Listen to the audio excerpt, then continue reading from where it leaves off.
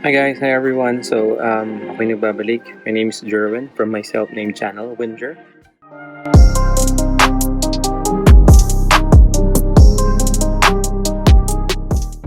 So, sa mga hindi pa subscribe, please subscribe.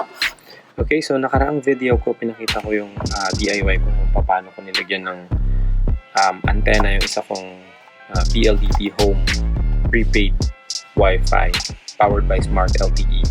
So, eto nga yan. Ngayon, ipapakita ko sa inyo kung paano. And, pakita ko na rin yung isang Wi-Fi ko rin na gamit yung TV Plus. So, pareho naman alam natin na wala na yung SkyDirect, which is yung ABS-CBN cable, and yung TV Plus. So, pareho silang wala na.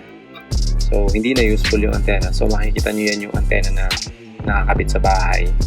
Ito naman yung sa TV Plus, hindi na rin talaga namin nagagamit yun. So, gamitin ko na rin. Okay? So, kakalagin ko siya kung paano ko siya ginawa. Anyway, ito lang yung kailangan kong pangkalag. Maliit na screwdriver. So, ito. Nakikita nyo. So, may ilang screw to. Ito sa dalawa. Tapos, kung bubuksan nyo to, nandito yung isa, tatlo. So, after natin ito matanggal, isa, dalawa, tatlo, yung nasa loob naman yung tatanggalin natin. So, medyo reverse yung gagawin ko ngayon. Tatanggalin ko yung kinabit kong kabitan ng cable to. So, ayan. So, unahin ko ng kalagid.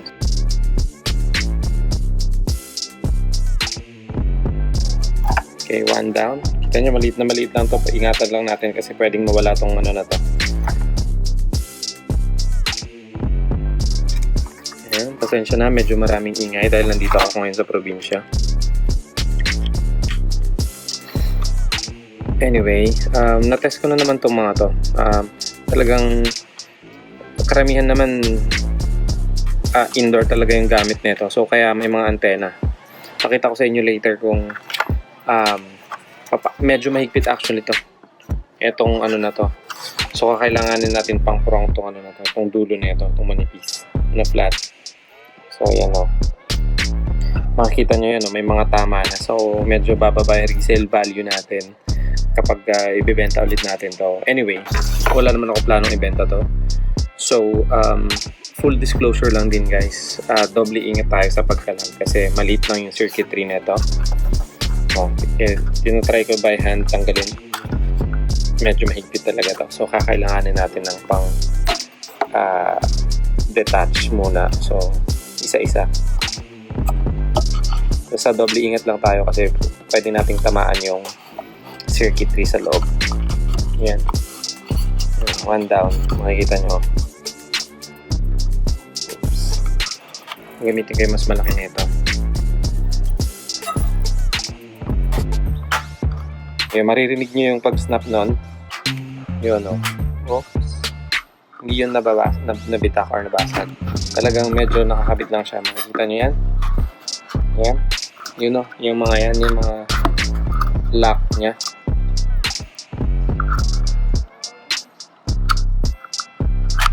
Yun.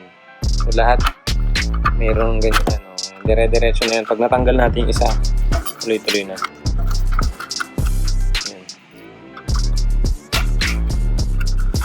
Ganun din, okay? So, ito yan. So, makikita natin na ito yung mga signal indicator natin. Tapos, nandito, yan. Ito mga to yung mga lock. 1, 2, 3, 4, 5, 6, 7, 8, 9, 10, 11. Para talagang higpit. Ayan guys. Tanggal na. Ngayon, sa loob naman, merong ilang tornilyo dyan. Doble ingat lang din tayo na huwag nating hawakan to directly. Kasi madaling short circuit din yung mga board na ganito kaliliit. May ilang tornilyo sa isa, dalawa, tatlo, apat, lima, anim. Actually, hindi ko na nabalik yung isa. So, tatanggalin ko na itong mga to. Pakita ko sa inyo. Oops, medyo nabaluktot na yung ano ko. Yan. Hindi ka naman malilito sa mga tornilyo nito kasi pare-parehas naman sila lahat. So, kadalasan 10 yung tinatanggal natin, 9 na lang yung bumabalik for some reason.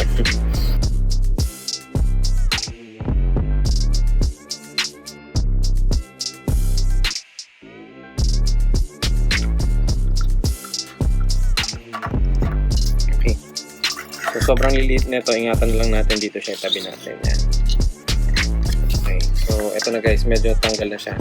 Ngayon, may mga locking mechanism pa to sa loob. Ito. So, ipupush lang natin siya. Ingatan natin na huwag ma-damage ng mismong circuit. Medyo careful lang dapat tayo. Ipupush natin. Ito.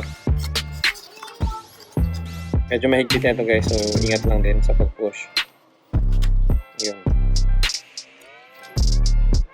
Ganun din itong mga to. Oops. It's out. Okay. So, kita nyo to guys. Wag nating directly hawakan ng kamay natin sa mismong circuit. So, sa gilid lang talaga. Alright. So, ito yung base niya. Okay. So, ito yung mismong circuit sa loob. Yan. Alright. Ngayon, ang mahalaga lang naman na makikita natin dito itong antena na to. Actually, dalawa ang antena niya. So, ito and dito, which is itong isa na to. Ito. So, baba ko lang muna yan. So, isang antena lang yung ginamit ko. So, basically, ito yan. Mula dito, binutas ko lang siya ng yung soldering gun. So, yan, makikita nyo. Halos sakto yung butas na yan. Ito ngayon yung sa wala namang baliktad yung antena. So, meron siyang ito sa gitna ng antena. Ito naman yung sa isa.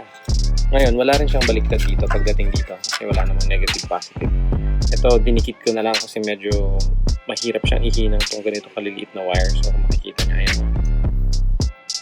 Yung isa dito and yung isa dito. Ito itong mga metal plate na to. Dagdag lang din to pang sagap ng antena. So, ito yung isang antena niya. Kung gusto nyo mag-double antena, actually pwede. Magkabilaan nyo siguro ilalagay. Tapos, ganito lang din gagawin nyo. Kakabit nyo yung cable sa antena. Dalawa naman lagi yung ng antena. Kabitan. So, yan.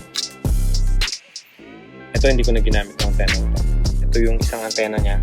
Ito yung isa. Pero isa lang yung ginamit ko dito.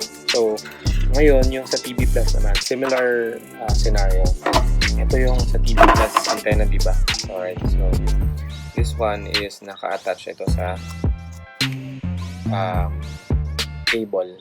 So, yung cable na yan, dalawa yan lagi. Isa sa gitna, isa sa gilid. Parang isang ground, isang positive. Okay?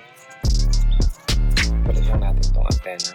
Ngayon, ang ginawa ko dyan, kung mapapansin nyo itong isang to, may butas din siya dito. Pero, nakabuhol yung wire na rin para lang hindi rin mahila yung nasa nakakabit sa circuit or nakakabit dito sa antena na to.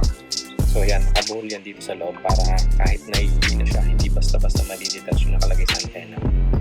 So kung hindi ako ganun kagaling yung sa skill pagdating sa paghihinang, so ang ginamit ko, nakadikit yan dito, yung mga wire na yan. Tapos, ayan, diretso dito. Similar dito. So again, pag gusto nyo maglagay ng dalawang antena, gamitin nyo ito and ito. So just make sure na dito nakalagay yung isa. So tatlo to. Ito isa, dalawa. Ngayon, isa lang. So tatlo siya. Isa, dalawa lang mahalagang malagyan dyan. Itong dalawang to, ito. So puro antena lang din itong mga to guys. Antena. Pero ito lang main ang ginamit. So dito sila nakalagay. Yung isa dito sa side. Yung isa sa taas. Kung mapapansin nyo, tatlo yung contact points nila. 1, 2, 3, 1, 2, 3. So, antena lahat yan. Mapapansin nyo, dalawa rin lagi. Hindi naman yan magkadugtong, magkakahiwalay yan. So, ayun. So, pwedeng dalawang antena. Siguro eventually, gagawin ko dalawang antena. Ito, tsaka ito. Tapos, bibili na lang ako ng mga murang antena na ganito. Na nakalagay magkabilaan. Parang booster lang din. Just in case. Gagamitin sa indoor. Okay. So, ibabalik ko na to and tignan natin yung mga results ng merong antena versus sa wala. Marami na rin akong test na ginawa. Dito talaga sa probinsya, hindi natin marireach yung full, which is 42 Mbps na kiniklaim. Kung madaling araw, sumasampa ng 20 pataas. Actually, na-reach ko na rin once. 30, ganun. Pero pag mga daytime, maraming mga gumagamit sa natin, it's around 3, 4, 5, basta below 10. Ang typical speed niya pag walang antena is 1 Mbps or below. Pero mabilis ang upload speed dito dahil sa data traffic. So anyway, nakatulong lang yun guys. Basta, ingat lang po tayo sa pagkakalag para hindi natin ma-damage yun at mawalan pa tayo ng signal. So yun lang guys. So tignan nyo po yung mga results.